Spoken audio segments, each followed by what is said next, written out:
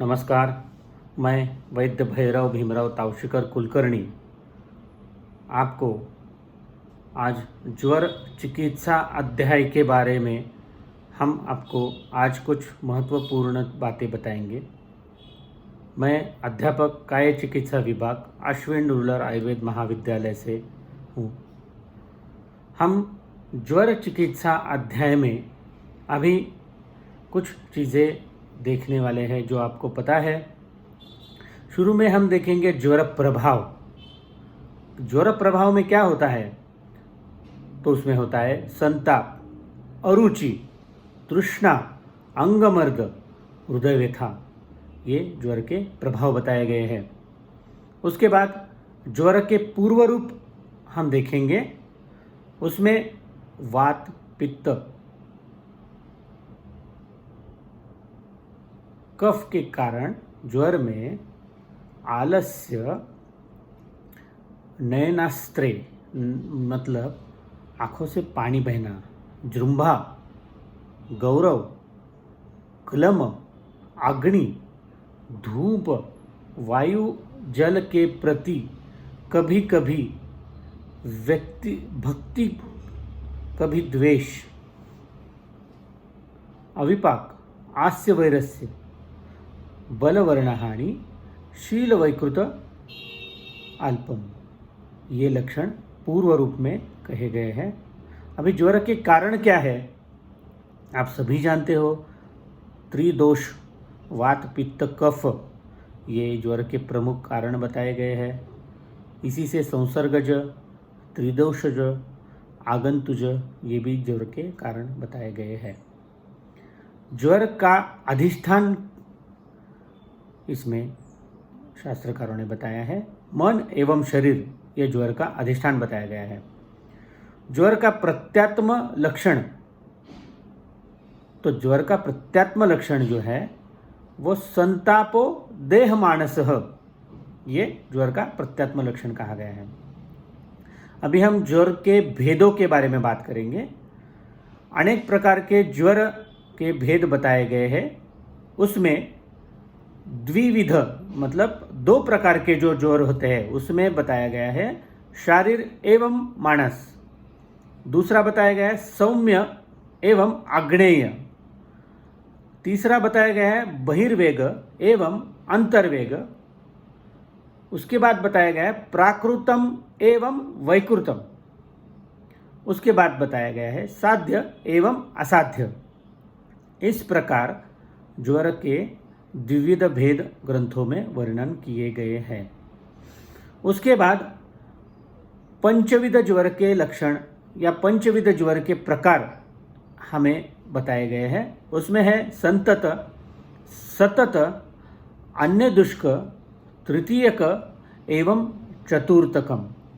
इसके बारे में हम डिटेल्स में आगे बात करेंगे। उसके बाद बताया गया है सप्तविध धातुगत ज्वर। इसमें धातुगत ज्वर, इसका मतलब है 7 जो धातु है, रस, रक्त, मांस, मेद, अस्थि, मज्जा, शुक्र, ये 7 प्रकार के ज्वरों के भेद बताए गए हैं। उसके बाद अष्टविध ज्वर, उसमें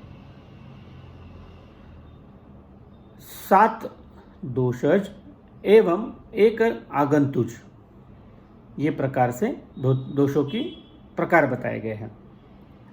विशेष रूप से वातम एवं पित्त से उत्पन्न ज्वर में शीताभिलाषा एवं कफवात से उत्पन्न ज्वर में उष्णाभिलाषा होती है। ये विशेष वर्णन ग्रंथों में किया गया है।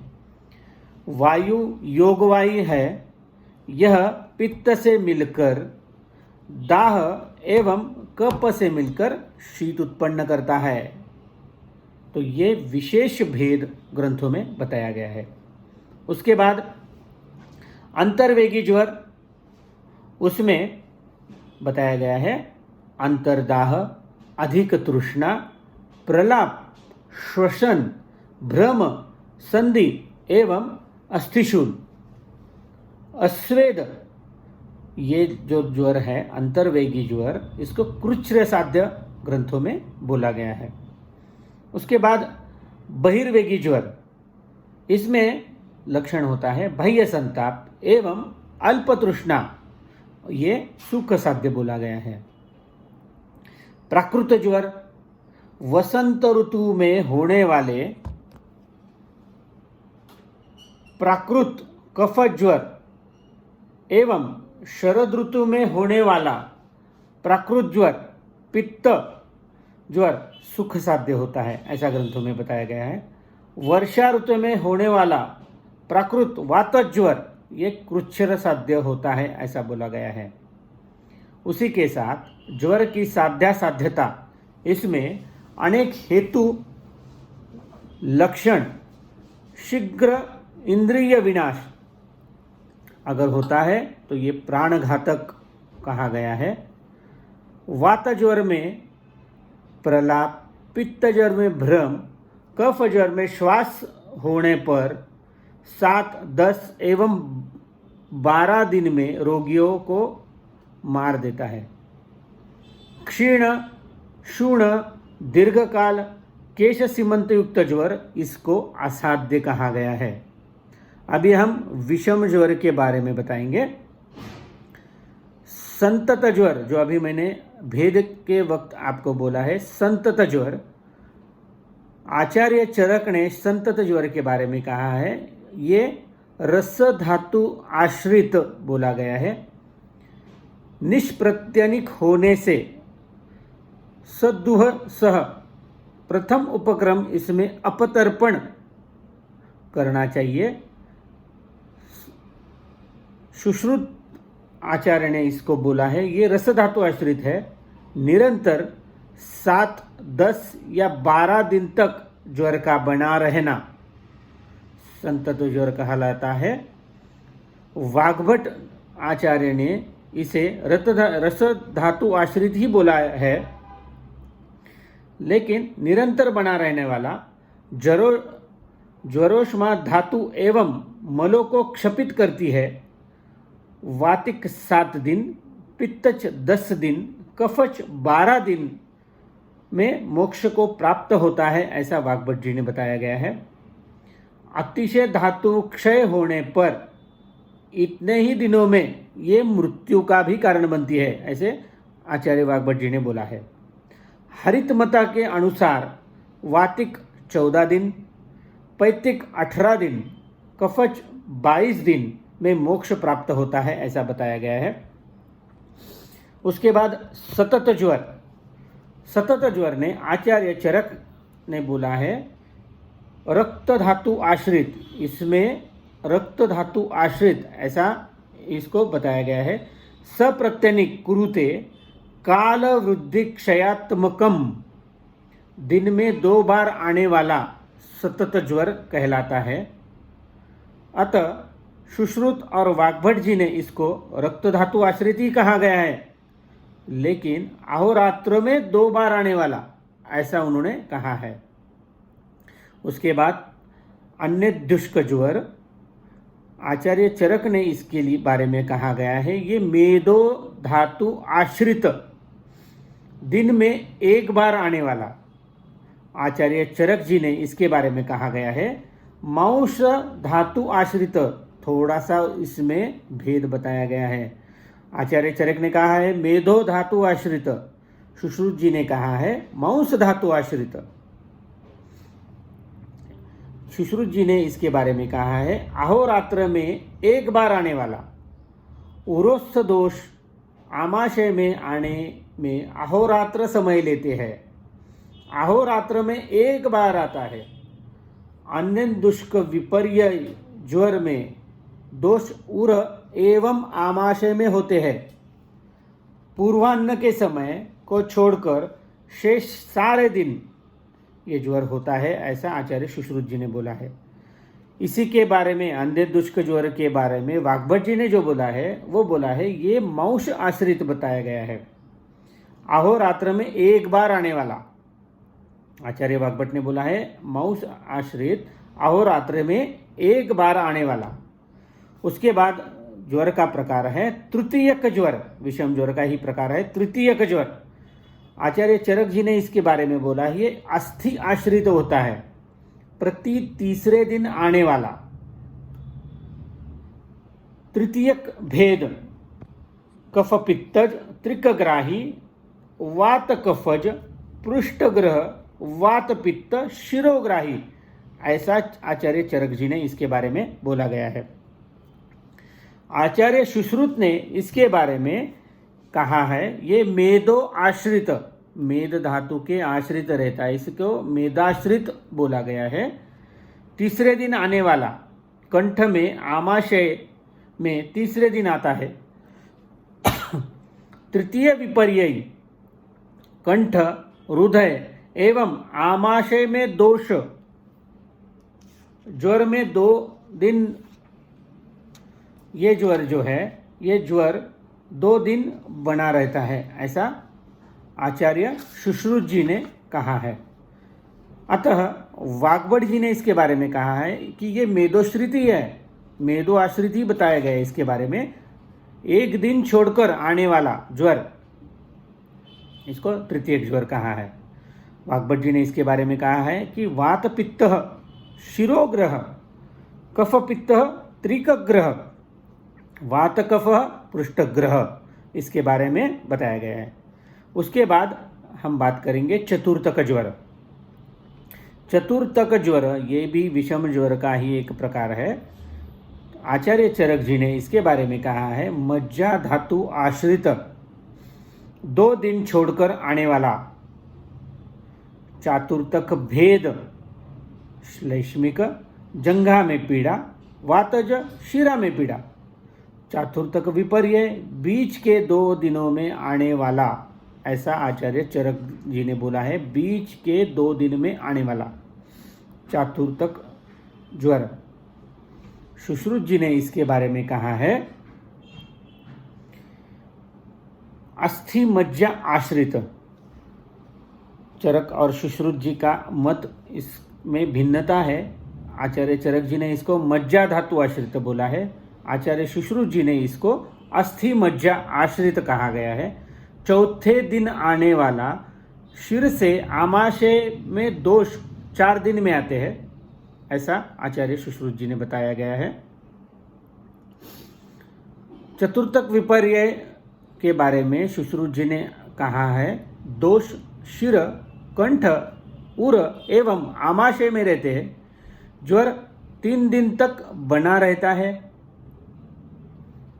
वाग्भट जी ने इसके बारे में कहा है, ये मेद मज्जा अस्थि में से किसी में, अन्य आचार्यों के मतानुसार मज्जा में आश्रित 2 दिन के बाद ज्वर आता है। यह 2 प्रकार का होता है, कफ से उत्पन्न, जंघा से आरंभ, वात से उत्पन्न, शिर से आरंभ। ये चतुर्थक विपर्य के बारे में कहा गया है। चतुर्थक विपर्य में वाग्भट जी ने और इसके बारे में कहा है कि ये वातादि दोषों का अस्थि एवं मज्जा दोनों में होना, इसमें 2 दिन ज्वर आकर फिर 1 दिन नहीं आता है, ये इसकी विशेषता बताई गई है वाग्भट जी ने। विशेष रूप में, इसमें विशेष रूप का जो ज्वर होता है उसमें चरक एवं वाग्भट ने चातुर्थक विपर्य ज्वर का उल्लेख किया है। सुश्रुत जी ने अन्यदुष्क, तृतीयक एवं चातुर्थक विपर्य ज्वर का उल्लेख किया है। सभी ज्वर विषम ज्वर सान्निपातिक होते हैं, ऐसा सभी आचार्यों का मत है। इसके बाद हम धातुगत ज्वर के बारे में बात करेंगे। आपको सभी को पता है 7 धातु होते हैं, रस, रक्त, मांस, मेद, अस्थि, मज्जा, शुक्र। अभी रस धातुगत ज्वर के बारे में हम आपसे बात करेंगे। आचार्य चरक जी ने रस धातुगत ज्वर के बारे में कुछ लक्षण कहे गए हैं। उन्होंने मुख्यतः गुरुता, दैन्य, उद्वेग, सदन, छर्दी, अरोचक, बहिस्ताप, अंगमर्द, जृंभा, ये लक्षण उन्होंने बताए हैं। रसगत धातुगत ज्वर के बारे में सुश्रुत जी ने गुरुता, हृदय क्लेश, सदन, छर्दी, अरोचक ये बातें बताई है, ये लक्षण बताए गए। अभी हम रक्त धातु जो दूसरा धातु होता है रक्त धातु, उसके बारे में आचार्य चरक जी ने जो बताया है उसके बारे में मैं आपको बताता हूँ।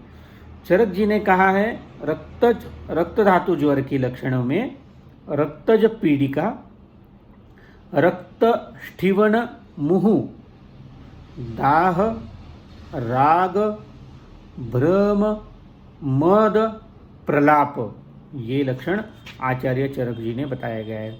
इसी रक्त धातु गत ज्वर के सुश्रुत जी के लक्षण जो है वो है रक्त निष्ठीवन, दाह, स्वेद, छर्दन, विभ्रम, प्रलाप, पीटिका।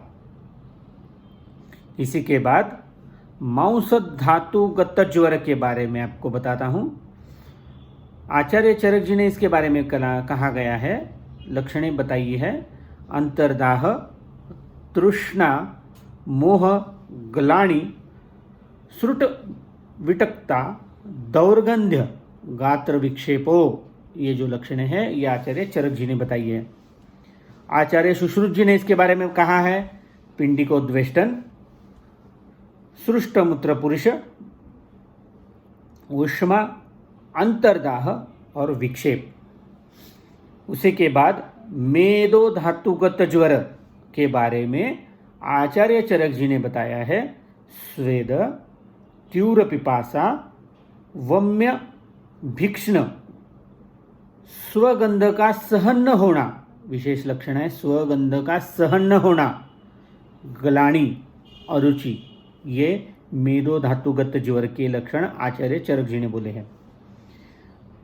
मेदो धातुगत ज्वर के आचार्य सुश्रुत जी ने कुछ लक्षण कहे हैं, उसी में स्वेद, तृष्णा, मूर्छा, प्रलाप, शरीर से दुर्गंध, असहिष्णुता, ये लक्षण आचार्य सुश्रुत जी ने बताए हैं। उसी के बाद अस्थि धातुगत ज्वर, इसी में आचार्य चरक जी ने बताया है विरेचन, वमन, अस्थिभेदन, प्रकुजन, विक्षेपणम च गात्रणाम, श्वास, ये लक्षण कहे हैं। सुश्रुत जी ने इसमें बताया है अस्थिभेदन, कुंचन, विक्षेपण। मज्जागत धातु के बारे में आचार्य चरक जी ने कहा है लक्षणों में हिक्का, श्वास, कास, तमदर्शन, मर्मच्छेद, बहिशैत्यम, दाहोन्तंच। आचार्य सुश्रुत जी ने इसके बारे में कहा है तम प्रवेश होता है, हिक्का, अंतर्दाह, महाश्वास और मर्मच्छेद, ये लक्षण आचार्य सुश्रुत जी ने मज्जा धातु के बारे में कहे हैं। उसी के बाद होता है शुक्र धातुगत ज्वर। शुक्र धातुगत ज्वर के बारे में आचार्य चरक जी ने कहा है शुक्र मोक्षम कृत्वा विनाश्य, विभु का प्राण, वायु, अग्नि एवं सोम के साथ गमन, ये लक्षण आचार्य चरक जी ने बताया है। इसी के बारे में आचार्य सुश्रुत ने बताया है मरण, शेप स्तब्धता और शुक्र मोक्ष, ये लक्षण इसमें बताए हैं। अभी इसी में साध्यता का जो महत्व है वो काफ़ी महत्वपूर्ण है। रस, रक्त, मांस, मेद, ये धातु से आश्रित अगर कोई ज्वर होता है, फिर से सुनिए, रस, रक्त, मांस, मेद, तो वो साध्य कहा गया है। अस्थि मज्जागत धातुगत ज्वर होता है तो वो कृच्छ्र साध्य कहा गया है, और शुक्रगत ज्वर अगर होता है तो वह असाध्य कहा गया है। इसी प्रकार हम द्वंद्व ज्वर के बारे में बात करेंगे। द्वंद्व ज्वर में वात पित्तज ज्वर लक्षण, तो आचार्य चरक जी ने वात पित्तज ज्वर के बारे में जो बताया है वो पहला लक्षण है शिरोरुक, पर्वणाम भेदो, दाह, रोमहर्ष, कंटास्य शोषो, वमन, तृष्णा, मूर्छा, भ्रम, स्वप्ननाश, अतिवाक। आचार्य सुश्रुत जी के बारे में, सुश्रुत जी ने द्वंद्व ज्वर के बारे में बताया गया है। जो वात पित्त ज्वर के लक्षण उन्होंने बताए हैं वो इस प्रकार है: तृष्णा, मूर्छा, भ्रमोदाह, स्वप्ननाश, कंठास्य शोषो, रोमहर्ष, पर्वभेद, ये लक्षण आचार्य सुश्रुत जी ने बताया है। वाग्भट जी ने बताया है शिरो आरती, मूर्छा, वमी, पर्वभेद, कंठास्य शोष, नींद न आना, भ्रम, रोमहर्ष, जृंभा और अति वाक्तव्यम। इस प्रकार वात कफ ज्वर, वात और कफ दो दोष मिलकर जो ज्वर लक्षण उत्पन्न होते हैं उसके बारे में आचार्य चरक जी ने कहा है: शीत, स्थैमित्य, पर्वणामचरुक, शिरोग्रह, प्रतिशाय, कास, स्वेदा प्रवर्तनम, संताप, मध्यवेग, ये लक्षण आचार्य चरक जी ने कहे हैं। इसी के बारे में आचार्य सुश्रुत कहते हैं: स्थैमित्य, पर्वभेद, निद्रा, गौरव, शिरोग्रह, प्रतिशाय, कास, स्वेद प्रवर्तन, संताप, मध्यवेग। वाग्भट जी इसे कहते हैं अल्पताप, अरुचि, पर्व, शिरोरुक, पीणस, श्वास, कास, विबंध, शीत जाड्य, तिमिर, भ्रम, निद्रा। कफ पित्त ज्वर के बारे में आचार्य चरक जी ने कहा है: मुरुर्दाहो मुहुर्शीतम, स्वेद स्तंभो मुहुर्मुहुर, ये लक्षण कहा गया है। उसी के साथ कहा है मोह, कास, लिप्त तिक्तास्यता और तंद्रा, ये कफ पित्त ज्वर के बारे में चरक जी ने कहा है। आचार्य सुश्रुत जी ने कहा है लिप्त तिक्तास्यता, मुहुर्दाहो मुहुर्शीतो। आचार्य वाग्भट जी ने कहा है शीत, स्तंभ, स्वेद, दाह आदि की अव्यवस्था, तृष्णा, कास, श्लेष्म पीत प्रवृत्ति, मोह, तंद्रा, लिप्ता तिक्तास्यता, ये लक्षण आचार्य वाग्भट जी ने कहा है। इसी के बाद सान्निपात ज्वर, इसी में कहा गया है कि दोषों की उल्बणता के आधार पर ये लक्षण इसमें बताए हैं। सान्निपात सम सन्निपात ज्वर लक्षण है। चरक जी ने इसके बारे में कहा है क्षणे दाह, क्षणे शीतम, अस्थि संधि, शिरोरूजा, नेत्रों में स्त्राव, कलुष रक्तवर्ण, कंठ शुकैरी वावृत, परिदग्धा, खरस्पर्श जिह्वा, स्टिवणम, रक्त, पित्त पिपास्य, कफ मिश्रित कहा गया है। शिरसो लोठनम, ये लक्षण कहा गया है। निद्रा नाश, स्वेदमूत्र पुरुष नाम, चिराद्य दर्शन अल्पमशः, प्रततम कंठकुजणम, कोठ, ये लक्षण इन्होंने कहे हैं। इसी के साथ इन्होंने कहा है शाव, रक्त मंडल, मुकत्वम, स्त्रोतों में पाक, गुरुत्व उदरम। आचार्य सुश्रुत जी ने इसके बारे में कहा है निद्रानाश, सुप्तांगता, हदिव्यथा, शरीर दोषों का देर से पचना, उन्माद, श्यावदंतता, रसना, परुषाकृष्णा, निभुग्ने कलुषे नेत्रे, कानों में शब्द का सुनाई देना, प्रलाप, कूजन मीन्स कराहना, चेतना का नाश, अल्प स्वेद मूत्र पुरुष, ये लक्षण कहे हैं। वाग्भट जी ने इसके बारे में कहा है, मुहुर्मुहुर्दाह एवं शीत, दिन में महानिद्रा एवं रात्रि में जागरण, महास्वेद, गीत नर्तन हास्यादि चेष्टा ये, नेत्र अश्रुपूर्ण, कलुष रक्त लुलित अक्ष्मणी नेत्र, पिंडिका पार्श्व मूर्ध पर्वस्थी रुक, कर्ण स्वप्न, कंठ में शूल की प्रतीति, परिदग्धा खरा जिह्वा, फिर से बताया गया है परिदग्धा खरा जिह्वा।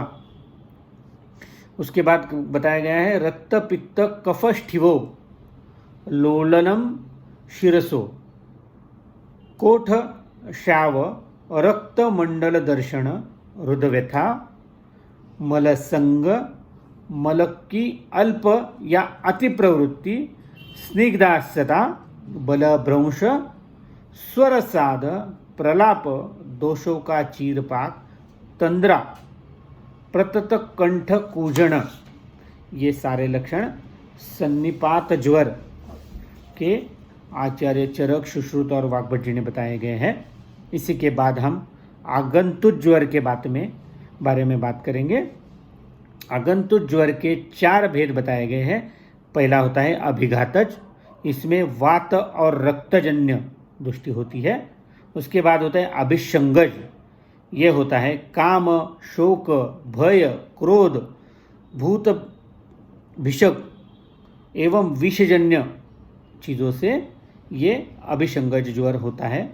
उसके बाद है अपिचारज और अभिशापज, ये 2 प्रकार बताए गए हैं। इस प्रकार अभिघातज, अभिसंगज, अभिचारज, अभिशापज, इस प्रकार के 4 आगंतुक ज्वर है। तरुण ज्वर में स्वेद न आने का कारण बता गया है। तरुण ज्वर में स्वेद क्यों नहीं आता है, तो उसका कारण है स्त्रोतरोध और अग्निस्थान च्युति, ऐसा उसमें कहा गया है। इसी के बाद हम आम ज्वर लक्षण के बारे में बताएंगे। आम ज्वर में आचार्य चरक जी ने कहा है अरुचि, अविपाक, उदर गुरुता, हृदय अशुद्धि, ज्वर अविसर्गो, दोषाणाम प्रवर्तनम, लाला प्रसेक, हृल्लास, क्षुधानाश, विरसमुख, गुरुगात्रता, बहुमूत्रता, न विट जीर्ण, ये आचार्य चरक जी ने आमज्वर के लक्षण के बारे में कहा है। आचार्य सुश्रुत जी ने इसके बारे में कहा है हृदयो द्वेष्टनम, तंद्रा, लालास्त्राव, अरोचक, दोष की अप्रवृत्ति, आलस्य, विबंध, बहुमूत्रता, गुरु उदर, अस्वेद, अपक्व शकृत, अरति, स्वाप, स्तंभ, गुरुगात्रता, बहिन्मार्दव, मुख में अशुद्धि, गलाणी, प्रसंगी, बलवान ज्वर, ये आचार्य सुश्रुत जी ने आम ज्वर के बारे में कहा गया है। इसी के साथ आचार्य वाग्भट जी ने इसके बारे में कहा है कि ज्वर के उपद्रव की तीक्ष्णता, ग्लानि का न होना, बहुमूत्रता, मल का न आना एवं अपक्व होना, क्षुधा का न होना, ये लक्षण आचार्य वाग्भट जी ने आम ज्वर के बारे में बताया है। उसी के साथ पच्यमाण ज्वर के बारे में हम जानकारी लेंगे। पच्यमाण ज्वर में आचार्य चरक एवं वाग्भट जी ने बोला है ज्वर वेग अधिक होता है, तृष्णा, प्रलाप, श्वसन, मल प्रवृत्ति, उत्क्लेश, ये लक्षण पच्यमाण ज्वर के आचार्य चरक जी ने और वाग्भट जी ने बताए हैं। इसी के साथ नीराम ज्वर के बारे में आचार्य चरक जी का कहना है कि क्षुधा, क्षाम, गात्राणाम लघुता, ज्वर मार्दव, दोष प्रवृत्ति, अष्टहो, मतलब 8 दिन बीतने पर ज्वर निराम अवस्था में आता है, या 8 दिन के बाद जो ज्वर होता है उसे निराम ज्वर कहा जाता है।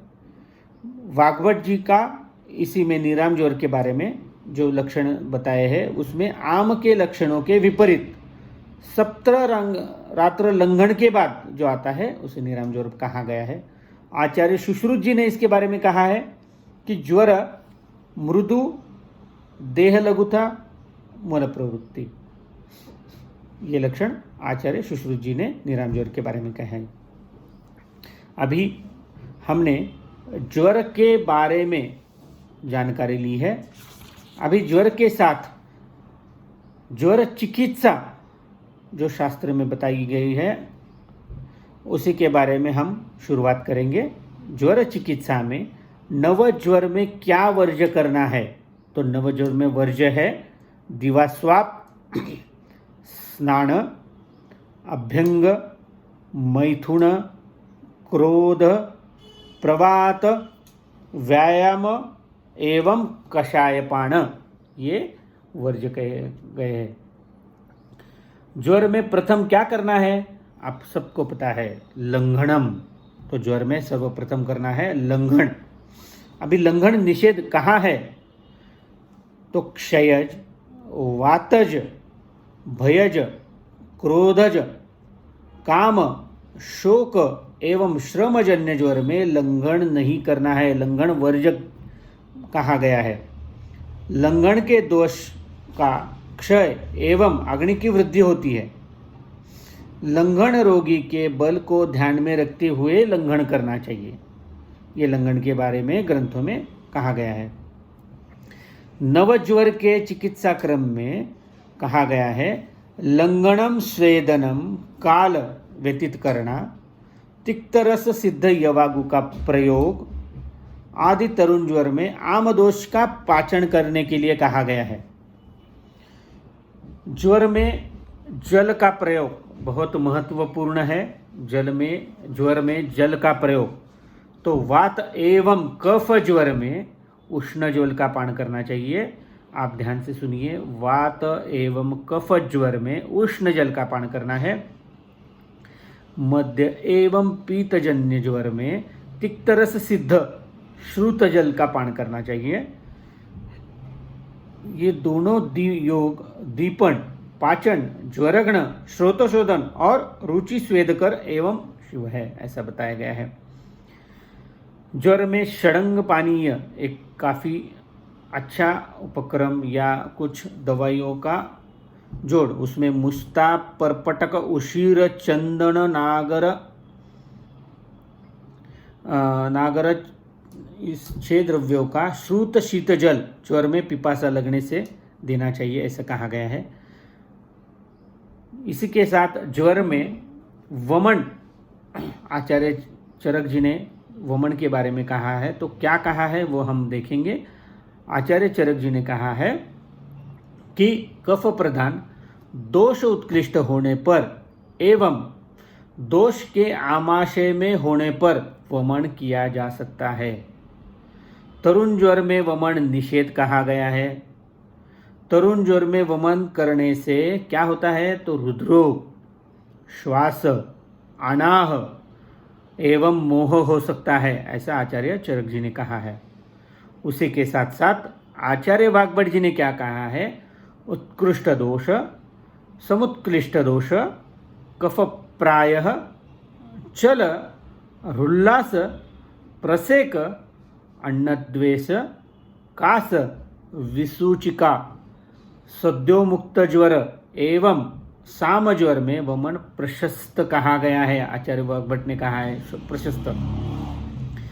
वमन न कराने से श्वास, अतिसार, सम्मोह, रुद्धरोग, विषम ज्वर आदि की उत्पत्ति होती है, ऐसे आचार्य वाग्भट जी ने कहा है। ज्वर में और एक अच्छी चीज बोली गई है, उसका मैं आपको बताना चाहूँगा। ज्वर में यवागुपान करना चाहिए। मद्यपान जनित ज्वर के अतिरिक्त अन्य सभी ज्वरों में यवागु का प्रयोग ज्वर के वेग मंद होने तक करना चाहिए, ऐसे आचार्यों ने बताया है। मद्यपान जन्य एवं ऊर्ध्व रक्तपित्त की अवस्था में यवागु नहीं सेवन करनी चाहिए। ध्यान में रखिए, मद्यपान जन्य एवं ऊर्ध्व रक्तपित्त की अवस्था में यवागु सेवन नहीं करनी चाहिए। ऐसी स्थिति में लाजा तर्पण हितकर श्रेष्ठ कहा गया है। उसी के साथ भोजन के पूर्व दंत धावन करना चाहिए, ऐसे बताया गया है। अभी ज्वर में भोजन व्यवस्था के बारे में आपको बताऊंगा। प्रथम 6 दिन यवागु पान करना चाहिए, 7वें दिन लघु अन्न सेवन करना है और 8वें दिन कषाय रस युक्त ज्वर के निराम होने पर चीज़ें सेवन करनी चाहिए। ज्वर में घृतपान, जो घी हम लेते हैं तो उसमें घृतपान आचार्य चरक जी ने काफ़ी सुंदर चीज़ों से कहा है। उसमें मंद कफ, वात पित्त ज्वर के बाद दोष परिपक्व होने पर, पूरी बात ध्यान में रखिए, चरक जी ने कहा है मंद कफ वात पित्त ज्वर के बाद दोष परिपक्व होने पर घृतपान अमृत समान होता है, ऐसे कहा है। सामदोष एवं कफ की उपस्थिति में घृत निषेध है, ये फिर से ध्यान में रखिए। अगर सामदोष होते हैं और कफ की उपस्थिति होती है तो यहाँ पर घृत निषेध कहा है। आचार्य वाग्भट जी ने कहा है कि कषाय पान एवं पथ्य भोजन 10 दिन व्यतीत होने पर, कफ मंद होने पर, वात पित्त अधिकता होने से घृतपान करना चाहिए। जीर्ण ज्वर में धातु वर्धन के लिए घृतपान करना चाहिए। घृत वात पित्त जित एवं संस्कार आस्या अनुवर्तन होना चाहिए। अभी ज्वर में दुग्धपान मतलब क्षीर, उसका महत्व बताया है। आचार्य चरक जी ने बोला है दाह तृष्णा परितस्य वात पित्तोत्तरम ज्वरम बद्ध प्रच्युत दोषम वा निरामम पयसा जयत। आचार्य सुश्रुत जी ने इसके बारे में कहा है वात पित्त ज्वर कृश अल्पदोष युक्त दीन जीर्ण ज्वर पीड़ित विबद्ध सृष्ट दोष पिपासार्थ सदाह में क्षीर का सेवन करना चाहिए। तरुण ज्वर में क्षीर अप्रशस्त कहा गया है। आचार्य वाग्भट जी ने इसके बारे में कहा है क्षीण श्लेष्मा दाह तृष्णा वात पित्त विकार अतिसार होने पर क्षीर हितकर कहा गया है। लंगन से उपतप्त शरीर को दुग्ध जीवन देता है, ऐसे आचार्य वाग्भट जी ने कहा गया है। ज्वर में विरेचन का प्रयोग कब करें? ज्वर में अक्षीण बल मांसाग्रे है विरेचन, ऐसे कहा है। बल मांस के क्षीण होने पर निरोह बस्ती का प्रयोग करना चाहिए।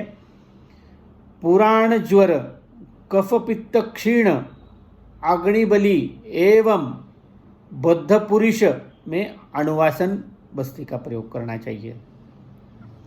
ज्वरनाशक कषाय कुछ ग्रंथों में नमूद किए हैं, उसी में मुस्त परपटकम स नागरम परपटकम पिभेद्धा स दुरालभम किरातिक्तम मुस्तागुडुची विश्वभेषजम पाठा उशिर उदिच्य प्रयोगा, ये ज्वरनाशक कषाय बताए गए हैं। विषम ज्वर के बारे में कुछ कषाय ग्रंथों में उल्लेखित किए हैं। उसमें संतत ज्वर में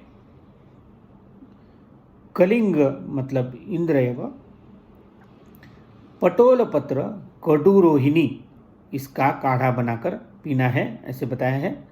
सतत ज्वर में पटोल सारिवा मुस्ता पाठा कटुरोहिणी, इसका काढ़ा सेवन करना चाहिए।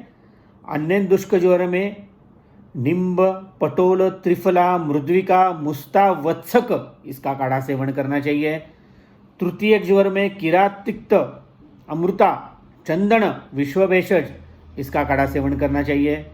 चातुर्थक ज्वर में गुड़ूची आमलक और मुस्ता, इसका काढ़ा सेवन करना चाहिए। जीर्ण ज्वराणाम सर्वेशाम पयः प्रशमनम परम, ऐसा कहा है। ज्वर में दाह होने पर अभ्यंग के लिए सहस्त्रधौत चंदनादि तेल का प्रयोग इसमें उचित होता है। तो ये चंदनादि तेल का प्रयोग, सहस्त्रधौत चंदनादि तेल का प्रयोग जीर्ण ज्वरों में करना चाहिए, ऐसे बताया गया है। शीत ज्वर में अगुरवादी तेला का प्रयोग करना चाहिए। अगुरवादी तेल सन्निपात ज्वर की चिकित्सा में कहा गया है, वर्धनई नैक दोषस्य क्षपणो अर्चितस्य वा कफस्थानुपूर्व्या वा सन्निपात ज्वरम जयत। सन्निपात ज्वर के अंत में कर्ण मूलशोथ होने पर रोगों की मृत्यु निश्चित होती है, ऐसे कहा गया है। विसर्प, अभिघात, विस्फोटक जन्य ज्वर में प्रथम घृतपान प्रशस्त कहा गया है। विसर्प, अभिघात, विस्फोटक अन्य ज्वर में प्रथम घृतपान श्रेष्ठ होता है, ऐसे कहा गया है। धातुगत चिकित्सा सूत्र में, धातुगत जो ज्वर होते हैं उसकी चिकित्सा सूत्र में कहा गया है, रस धातुगत अगर ज्वर होता है तो उसमें वमन एवं उपवास करना चाहिए, लंघन करना चाहिए। रक्तगत ज्वर होता है तो उसमें सेक, प्रदेह और संशमन चिकित्सा करनी चाहिए। मांसमेतगत ज्वर होता है तो उसमें विरेचन एवं लंघन करना चाहिए। अस्थि और मज्जागत ज्वर जो अगर होता है तो उसमें निर्वाणुवसन बस्ती का प्रयोग करना चाहिए। ज्वर मोक्ष के लक्षण क्या है? तो प्रथमतः आचार्य चरक जी ने बताया है, कूजन, वमन, श्वास, विवर्णता, वेपत मुहु, प्रलाप, उष्ण सर्वांग, ये लक्षण आचार्य चरक जी ने बताया है। उसी के साथ बताया है शीतांग, विसंध्यो, ज्वर वेगार्ध, सक्रोध इव वीक्षते, मल का शब्द एवं दोष के साथ द्रव रूप में निकलना। ज्वर में लक्षण बताया गया है। ज्वर के मोक्ष में ज्वर मोक्ष दारुण एवं अदारुण दो प्रकार का होता है, ऐसे कहा है आचार्य चरक जी ने। आचार्य सुश्रुत जी ने इसके बारे में कहा है, शिरोलघुत्वम, इसके लक्षण जो है ज्वर मोक्ष के जो लक्षण है वो कैसे समझते हैं आचार्य सुश्रुत के बारे में।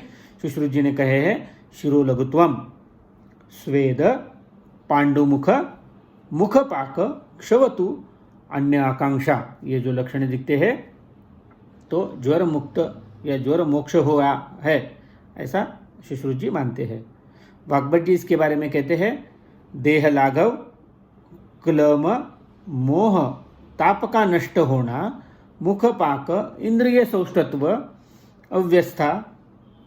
अव्यथा, स्वेद, क्षवतु, मन का प्राकृत होना, अन्न लिप्सा और शिरोकंडु, ये लक्षण वाग्भट जी ने कहे हैं। ज्वर मुक्ति के लक्षण के बारे में आपको बताता हूं। इसका श्लोक बताया गया है, विगत क्लम संताप व्यथम विमलेन्द्रियम युक्तम प्रकृति सत्वेन विद्यात् पुरुष ज्वरम। पुनरावर्तक ज्वर में ज्वर मुक्ति के बाद अपथ्य सेवन करने से उत्पन्न होता है। पुनरावर्तक ज्वर के बारे में ऐसा कहा है, ज्वर मुक्ति के बाद अगर आप अपथ्य सेवन करते हैं तो फिर से जो ज्वर उत्पन्न होता है उसे पुनरावर्तक ज्वर कहते हैं। पुनरावर्तक ज्वर नाशक कषाय, अभी अगर ये पुनरावर्तक ज्वर होता है तो उसमें कुछ कषाय बताए गए हैं। उसमें है किरात तिक्त, कुटकी, मुस्ता, परपटक, अमृता, इन द्रव्यों का क्वाथ पुनरावर्तक ज्वर को नष्ट करने में उपयुक्त होता है। तो हमने आज ज्वर चिकित्सा अध्याय के बारे में आपको जानकारी दी है।